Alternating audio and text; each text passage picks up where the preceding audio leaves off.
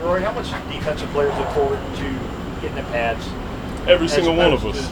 Every single one of us, man. It's a chance to hit. We obviously on defense hit, so we're excited about it. It's been a long time coming, and it's going to be a good day of work tomorrow.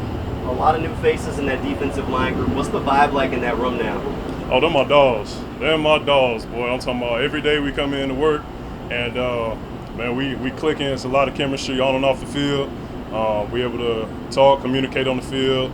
Off the field, we're able to study and get our stuff right. So we're going to be good, man. It's going to be a good front. Better chemistry than you had in Chicago? I mean, you reacted like it's special. Going too far with that. No, my dogs in Chicago, man, and my boys, I hope they ball out.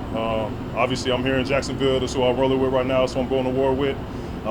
So, yeah, I mean, I had a great room in Chicago throughout the years, but I got a great room here, too. You and Coach Meyer have some playful back and forth.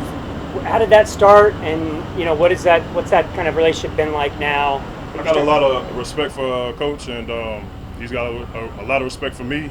He's pushing me every single day to be a leader, be a great player, and just trying to do the best I can to play to the highest level I can, and just come to work every day. Does that come easy to you, the leadership aspect? Say it again. Does that come natural and easy to you being? I've had a lot of great leaders on the Chicago teams that I played for. And so I've learned a lot from them guys, so I'm trying to make sure I take that and bring it here. How tough is it for a rookie to continue to keep, maintain the focus and play at a high level during training camp where there aren't games and you're going against the same guys over and over again? What's that challenge for the young players? For the young guys, I mean, it's football, man. The game ain't changed at this level. It's just everybody's stronger and faster. You gotta get stronger and get faster. But it's football. It's all the same thing, man. Today, with the defense being allowed to cover a little closer. Say it again? With the defense being allowed to cover tighter today and be a little more aggressive than you were the first week, how much does that change things for you? Oh, man, we're just trying to compete, man. We out there working every day. We battling with each other every single day. So week one, it's gonna be wartime. Do you guys talk much amongst yourselves, the defensive front, about how this is all going to come together, how Joe C's going to mix and match you guys? Snaps, all that stuff. It's day to day. I mean, every day we're just coming in and we're being coached and just working every single day, man. Every day is a day to stack. What particular aspects, OTAs, minicamp, and the first few days here, going to the pads, what do you guys feel like you need to work on the most as a unit? I mean, we got to continue to. We're gonna be in pass, so tackling. We're gonna be able to tackle and be able to swarm the ball and play a little bit harder than when we're not in pads. But we're just coming in every single day to progress towards week one. Besides the obvious of the heat, Roy, what's the biggest difference between an Urban Meyer-led Jaguar training camp and what your previous experience was? It's a lot of running. He getting us in shape, that's for sure. I thought I was in shape, but I'm definitely going to be in football shape by the time we done preseason. That's for sure. But no, it's good competitiveness. We're competing every single day, and Coach is doing a good job of, bringing us together and working together. There's my brothers in there, man. So it's a great opportunity for us. Jacksonville's they're gonna see. Thanks, Roy. Appreciate y'all. Thanks, Roy. Thanks, Roy. Good first week for you so far? Yes, sir. I mean, the week has been great. Really just adjusting to the heat. I feel like you never really get used to the heat. It just really becomes a mindset. And as long as I come out here with the right mentals, I feel like they can't go wrong. You getting comfortable with what they're asking you to do? Yes, sir. Each and every day, I feel like I'm getting better. So I feel like each and every day I come out here and work on it. The next day, I'm much better than I was the day before. So just really it's confidence. I feel like it's confidence just being out there, just making that leap. Now I'm out here with a bunch of NFL guys. So I feel like it just getting my confidence together and I'll be able to go out there and make plays. As a running back, do you look forward to putting the pads on tomorrow? Yes, sir. I mean, just getting back to what we do, and I feel running back, you see we out there, they just touch us, we're down.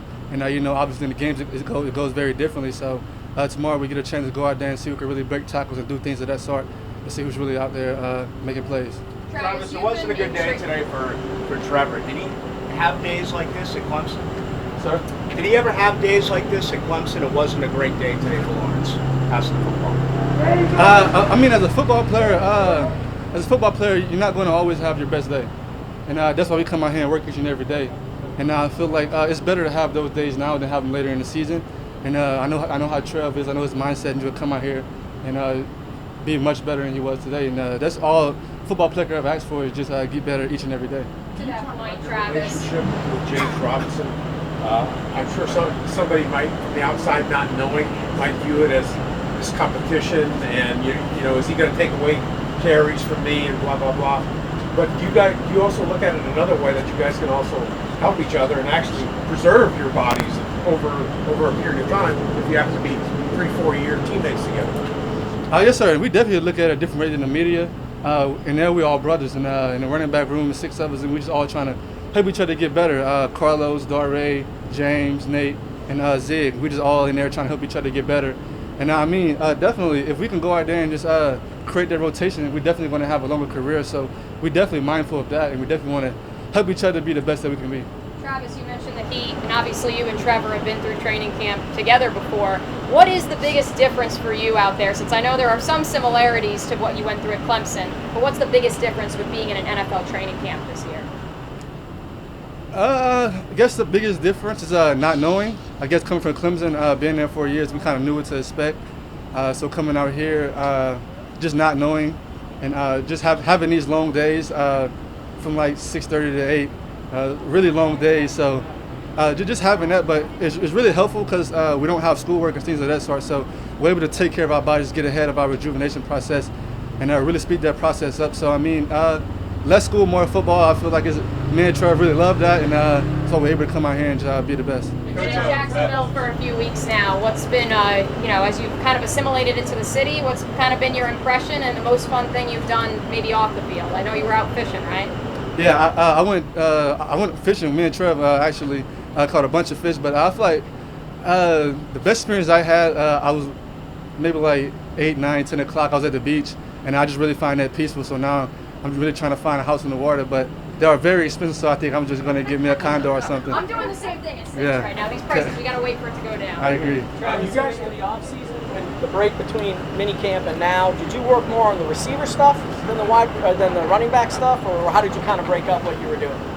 I mean, I worked on the totality of my whole game. I mean, I did receiving drills, I did running back drills. I didn't let anything go to waste. So I mean, everyone got this conception that I'm a receiver, but I'm actually a running back who's able to just go out and spread wide and be able to run routes like a receiver.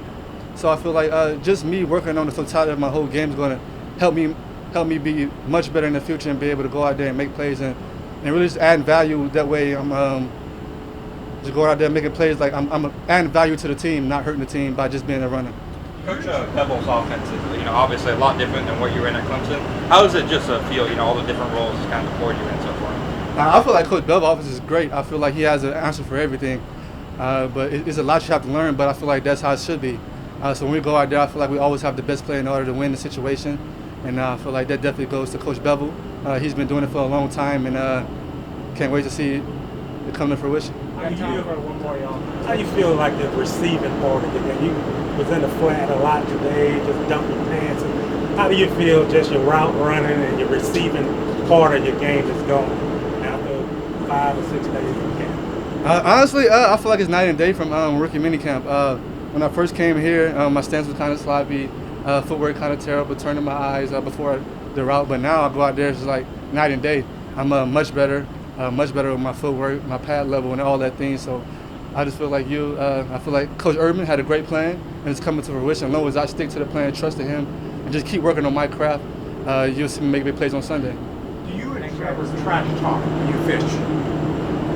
Nah, we're not really a bunch of trash talking couple of guys. I'm trying to think if, I mean, the first day we went out there, when we went deep sea fishing, everyone was catching a fish, and I actually didn't catch a fish, so I honestly took a nap.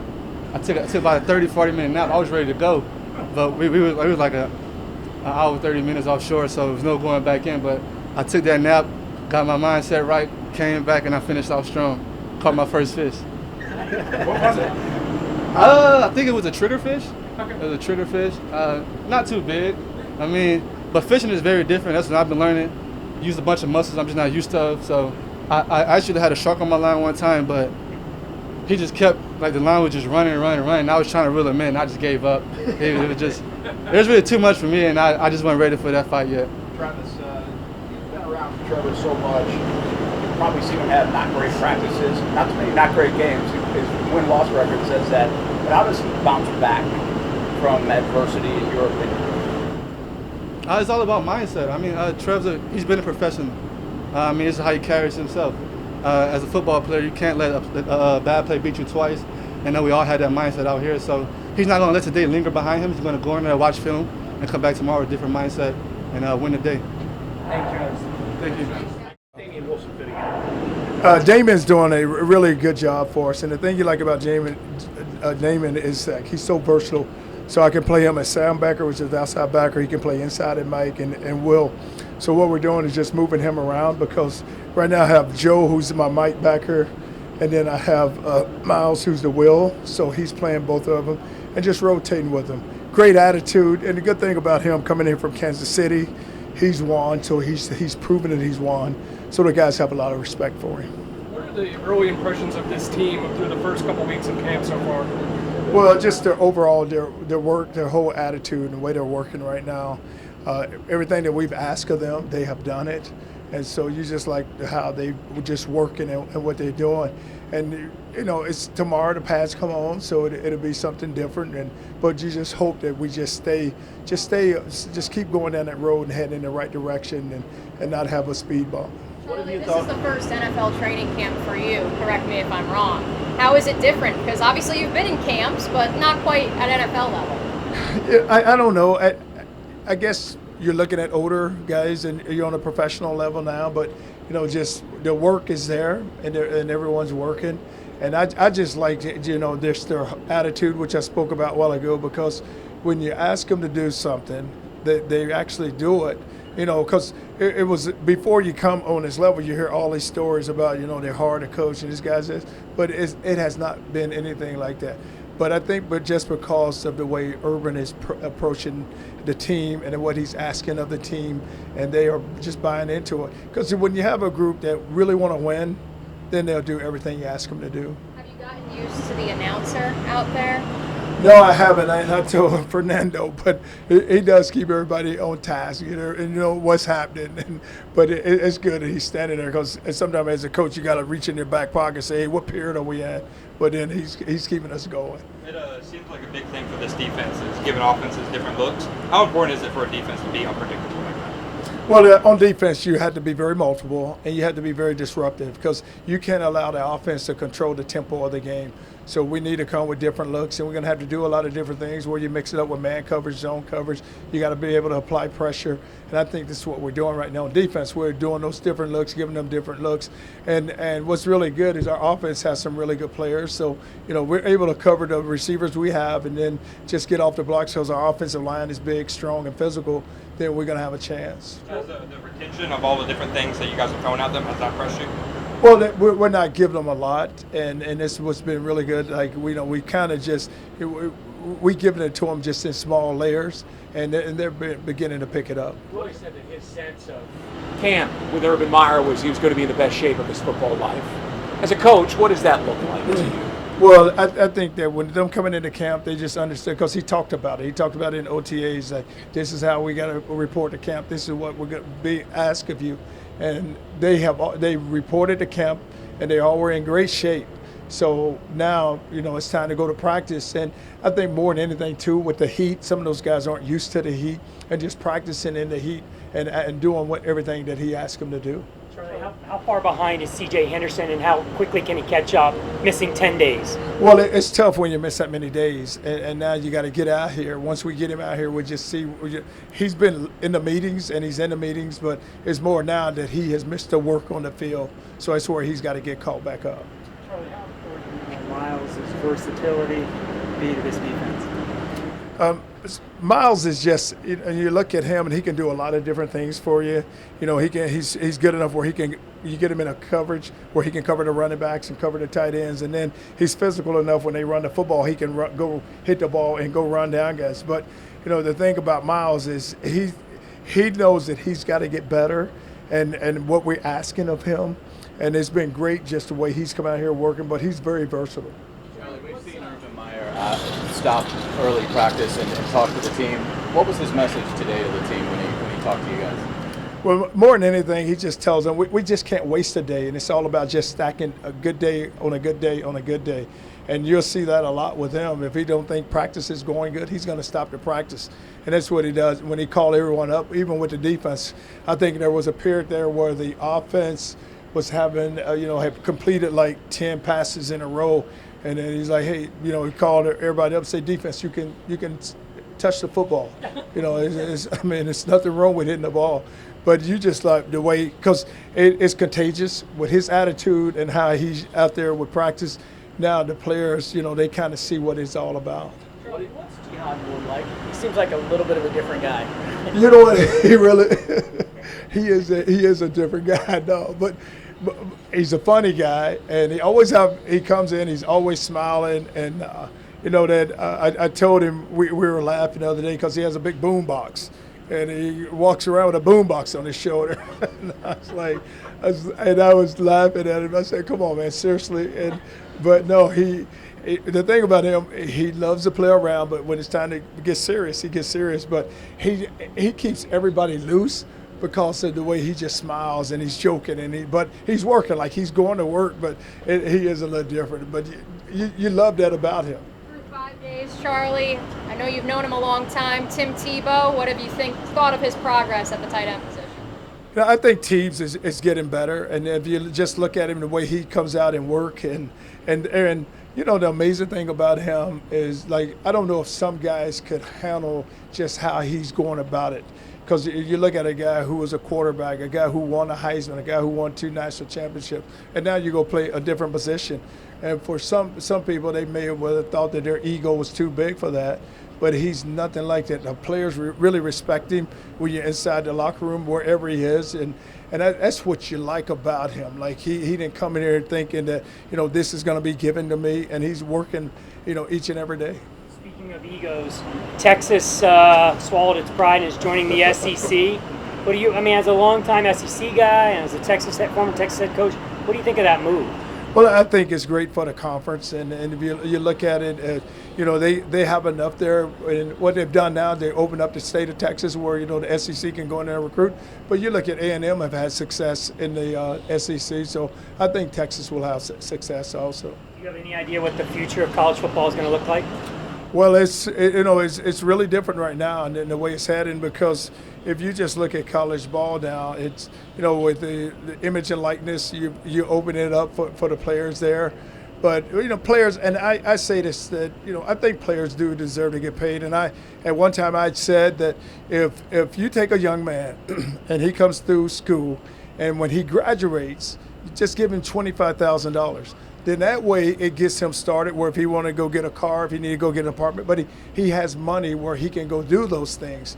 And I said, because a lot of times when these guys graduate, they have nothing. So because, all those years they have been, living off their Pell Grant or living off cost of attendance check.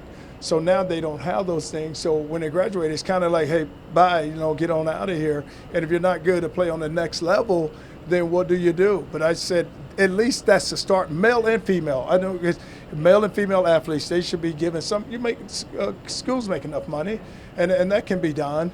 And so I just, when you look at the road and the way they're heading, you just try to find out, really where is it going to end up? Because maybe you're going to have these power conferences, and look at the SEC, the way they're building it and stacking it right now. It's gonna create a lot of. A lot of conferences probably sitting there looking at like, what is going on? But it's all about, everybody is trying to get a step ahead and trying to stay a step ahead. That's what it's all about right now. Charlie, what's been your impression of Trevor Lawrence so far? I just love Trevor, just the way he works, and he comes out here each and every day. A guy that's always asking questions and wants to get better. I know he's always, he comes in there with Shotty and trying to. And the thing about him, here he is coming into being the first pick, and it hasn't bothered him at all. And the players really respect him just because of the way he goes about it and how he carries himself. It's a big deal how you carry yourself and how you respect one another. Thanks, guys. All right, thank Thanks, you. sir.